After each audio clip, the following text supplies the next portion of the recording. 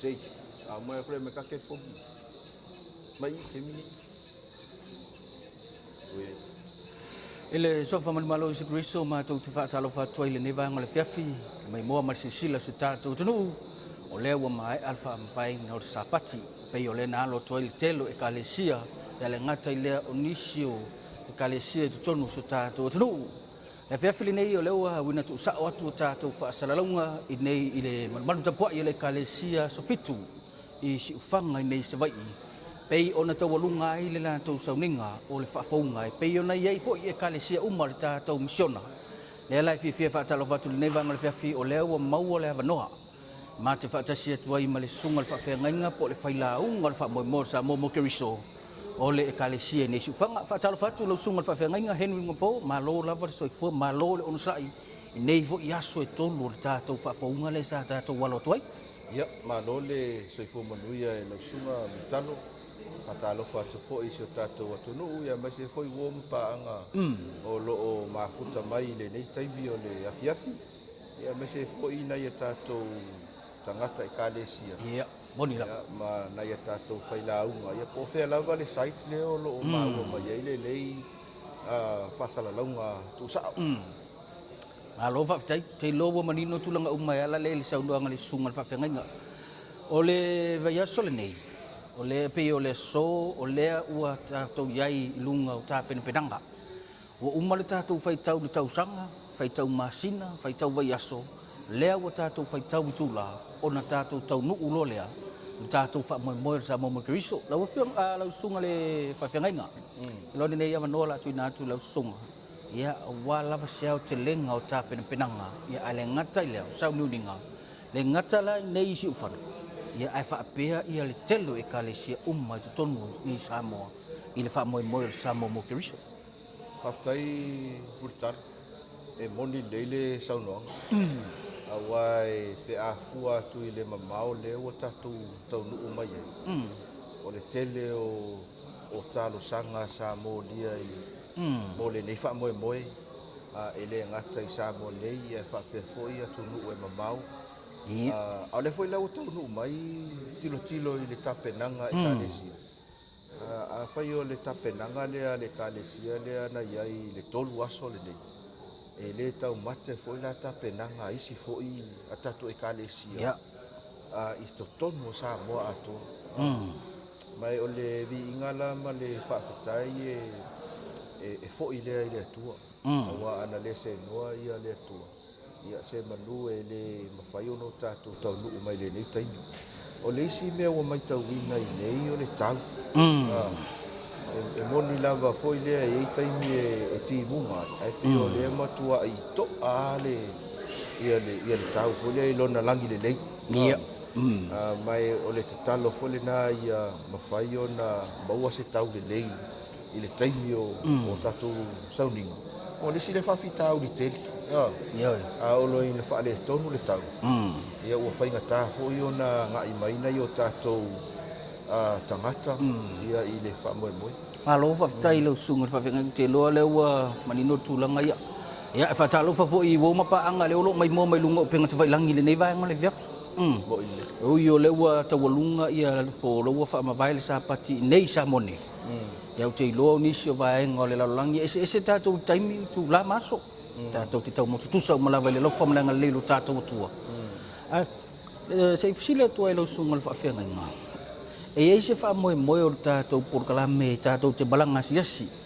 E nisi o site o tātou whaamoe moe lau Samoa mo keriso. Ese mai tātou laitu sa o lava ia leo lo whaatino ina i nei le tākou senta i nei siufanga. O te iloa e mo le tali na fisili o le mawhai o na tātou malanga foi lea i site. Ai mawhai o no tātou au maia ia updates my site. E ala lea i whaatatanoanga whape nei. Le foi ua whaapokalame po le o ngā tutonu o le vai aso le nei. Ea o le atau mawhai ina ia maua mai nisi o le au whainga luenga o loo alanga ina le wheau i lea vaenga ma le vaenga so tātou atunu. Ina ia maua nisi ni whamtalanga, ia matatou whaasoa, e whaonga ia o penga te whailanga. Ia walo no winga, whaia e malanga. Ilo ngai ke alu la songa fua fo ko sa wala spale. Pe fo ni ngam yo leta e te tau su e masa wala te sola e se ai masifa. Malo va dai lo sunga va fenga nga dai lo le wa malino tu langa mai ala le sau no nga lo sunga tai au na le la ile sau ninga ile tai au le na ula ye lo sunga fo il fa fenga nga le u fola na u fa longo ile fa mtalanga nga le la o ini sila ya auto o te tu lo ilunga fa il fa mtalanga pe wala ngona le ma fana ia mo ono le ai peila hon le fa te ia te lo fo le fa te ia le kalesia le fa longo mai wa fa mai wala ngona le vela o le ase fa ngona ia te e po la sunga fa fenga nga ile tape nanga le mo fa mo sa mo keriso ia o te loa o angalela e pe spa ka ro ka ki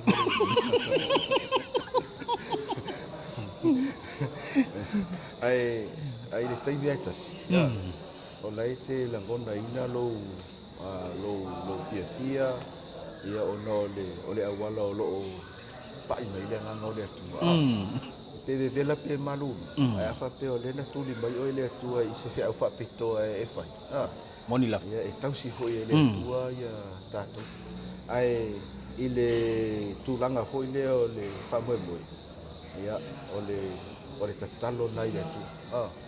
si me o le bol malos ia ai ale mafainga adjust le ki ngoi le kau ia sa ole ngai ia mamea ai e ka fainga adjust le ki ngoi ele ia se mangu ngale la ngole ia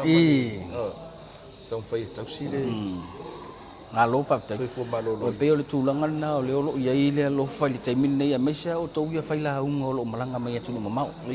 ile malu lu o lo ia taimi nei ai pe o le tu te tau ya makuanga ngaka ngila bevera ni amandu ni va jalo fa tu ia fa so o puleia solusi le a tau le sa o le sunga ia fa so o le tai so so ani le o se mato e kalesi e Wellington Samoa le o lo o mafuta mai ia fa tai mo fa maniga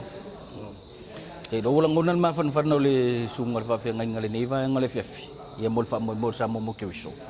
ono to telo ila to o le kalesia o Wellington ni le o lo fantasi ma mai fa malos na se upumuli mai lo sunga fa fe ngai nga fa malos ia e kalesia uma le ngata le kalesia ni fanga o e kalesia uma la va suta to mission leo lo ta pena mo ta to fa mo ta ne no la fa to lo sunga fa fe ngai sina upu fa malos ile na te wolu ngai fo i el tato update ile nei va ngala fiafi so pas ma lo fa tai mutalo mo le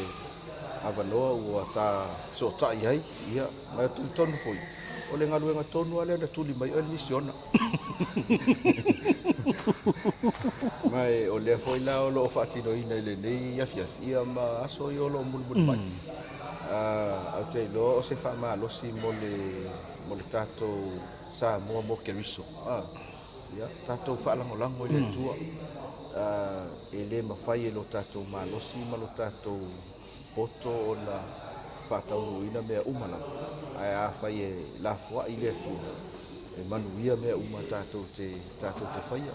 pa popo lo ma le ngaluenga ale kalesi pa wa le mana onga fai la o le vala au dio sa wo o foi tia le vala au dio uma le nu tasia pelu ai tu le vano e o i se vala au le stanga e te wa ya le vala au dio to sfu ia pe tsa fa pe me to sfu lo wo ia na wal su ia ai mana ia lo tato ngalu lue fatas ia ina ia mafai ona tato faia le nei ngalu me tau toile mafuta mai ia na yo fan katalo faia o valen en ya fa tai fo ile to fine ya o valen to sai fo yo le amana ia o fa sala longa ia le ngata leo le fa sala longa tato media ni sala fa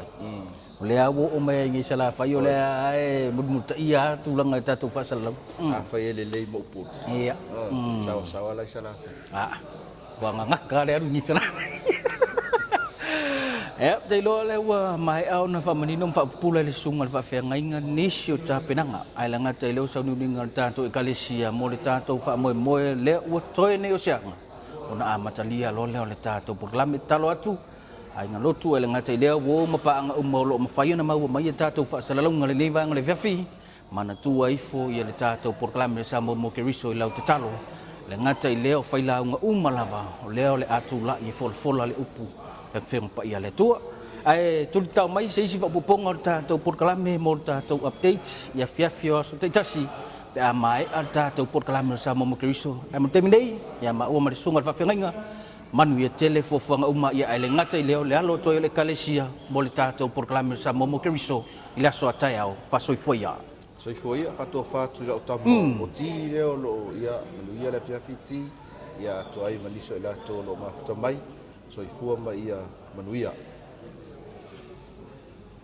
alo